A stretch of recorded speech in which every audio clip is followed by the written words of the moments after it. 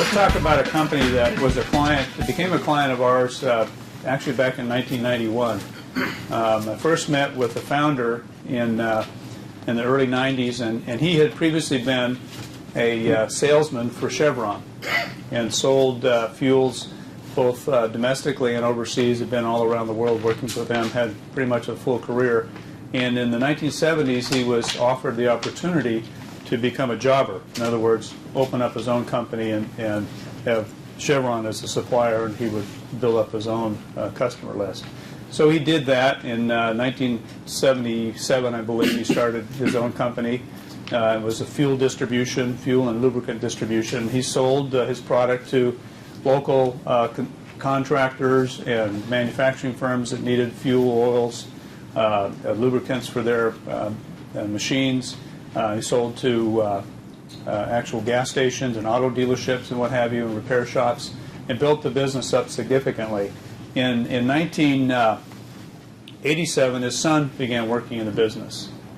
And together they grew it to be quite successful. His son started as a driver and sort of worked his way progressively through every department, mastering each of those.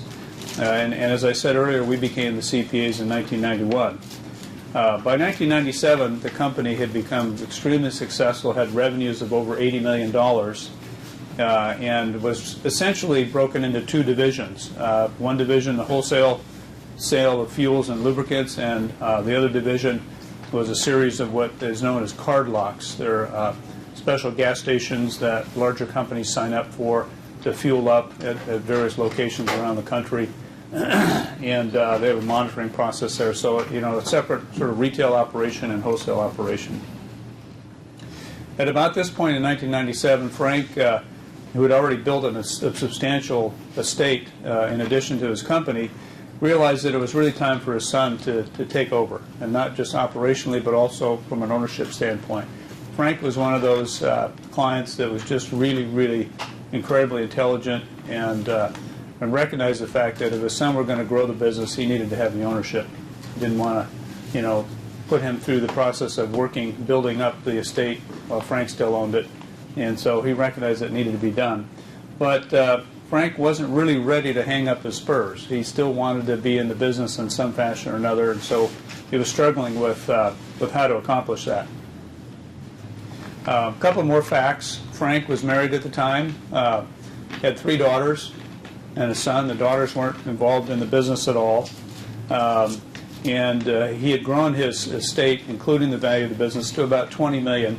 And it included the businesses and a number of pieces of real estate that were leased to the business, investment portfolio, residences. So he had quite a substantial estate, and he was becoming worried about estate taxes, of course. And also he felt he had a need to want to help his daughters financially.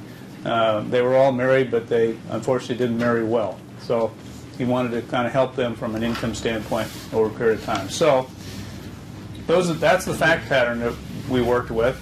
And now comes the solution we came up with. I talked to Frank at length, and he was adamant about the fact he didn't want to sell all of his company. He wanted to continue operating part of it, but you know, it was all in one corporation. So how do you essentially sell part of the corporation and retain part of it? It just doesn't work. So I suggested to him that if we could somehow break the companies apart and he could keep part of it and sell the other part, would that be an acceptable solution? He said, absolutely, Jim. You know, do it. And I said, well, there's a few hurdles we might have to get over here to do this, but and of course Frank didn't want to pay any taxes to accomplish that. So my tax partner and I started doing some research, and lo and behold, in the tax code there's a whole section in there about reorganizations. And more interestingly, part of that tax code says tax-free reorganizations. Pretty good idea. And it talks about split-ups and spin-offs, and essentially it says if you have a business, a corporation that has multiple businesses, and those are distinct enough businesses, that you can accomplish a reorganization without paying any taxes. Well, Frank had one corporation with a retail operation, separate customers, separate employees, a wholesale operation, different customers, different employees, qualified for distinct businesses within the same corporation. So essentially what we did is we worked with his corporate attorney, and the initial company formed a subsidiary corporation, and we funded that subsidiary corporation with all the assets and liabilities of the retail business. So now you had a parent and a subsidiary. The parent was the wholesale business, the subsidiary is the retail business. And then the tax-free reorganization is Frank took part of his ownership of the parent and traded it for all the stock of the subsidiary. So now at the end of the day, we have two separate corporations. Frank owns both of them, and he's now in a position to sell the wholesale division to his son, which is exactly where he wanted to end up, and he could then continue operating and growing the retail division. So that worked out perfectly. He was thrilled with that, and he continued operating the retail division for a number of years. Eventually sold it to his son and the operations manager of the retail side. So we made a great progress on, one of the most significant things he was trying to accomplish, and that was succession. The second thing was a little more difficult, and that is he had a large estate, about $20 million, and he was concerned about estate taxes, and really the end game in estate planning is to try to move all your assets out of your estate before you die, okay? Well, as you can imagine, that's more easily said than done. Particularly back in that time frame, the gift exclusion for each spouse was only $600,000. Compared to today, it's $5,340,000. So a state of $20 million and $1.2 million of ability to move out of your estate, the math doesn't work terribly well. And in addition to that, it was a complicated estate. He had notes receivable in there from having sold the companies to his son and the operations manager. He had 6 or 7 pieces of real estate that were leased to the company. He had a stock portfolio. He has personal residences. How do you gift away some of those assets and make it equitable among 4 heirs, the 3 daughters and the son? So we went back to the drawing board and tried to come up with a solution. And in fact, we came up with another solution that worked well. We had Frank create a partnership, an actual limited partnership, and put in that partnership the assets that he wanted to transfer to his son and daughters. And it was the notes receivable and some of the real estate. And then, after he'd done that, he was a general partner. He and his wife still owned 100% of the limited partnership. So there was no transfer of assets out of the estate at that point. But then, over a period of years, he would gift limited partnership units to his daughters and his son. So what this accomplished is he was slowly transferring ownership to them, and because there was a lot of income earned in that partnership, income was flowing out to all of the limited partners, and so he was satisfying his desire to get income to his daughters. Worked well.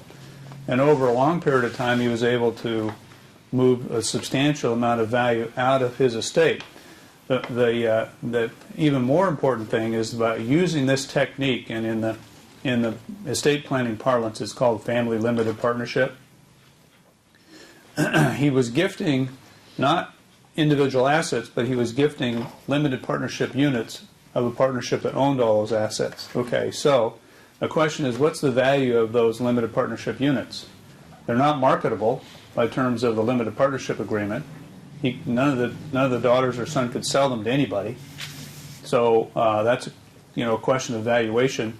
And at no point in time did he ever gift off any controlling interests. There's always minority interests. And the tax code recognizes that there are acceptable discounts that apply to such types of gifts. And so they use the mathematics of discounting for these limited partnership units to move far more out of his estate than he otherwise would have been in any other fashion. So another success at estate planning. Current update today, Frank is still enjoying life and doing well. He's still a general partner. He still owns majority of the limited partnership unit, but a lot of it's been moved out. All the family members are doing well. The son, in fact, bought the, when he purchased the wholesale operations, he paid, I think, about $8 million. In 2006, he sold both the wholesale and retail operations for $20 million. So he was successful at growing the business, grew it outside of Frank's estate, which was what they wanted to accomplish. So kind of a win all the way around. And you know, that's just the kind of satisfaction we get out of dealing with complex issues. There aren't always great solutions, but if you work hard enough, you'll come up with some workable solutions.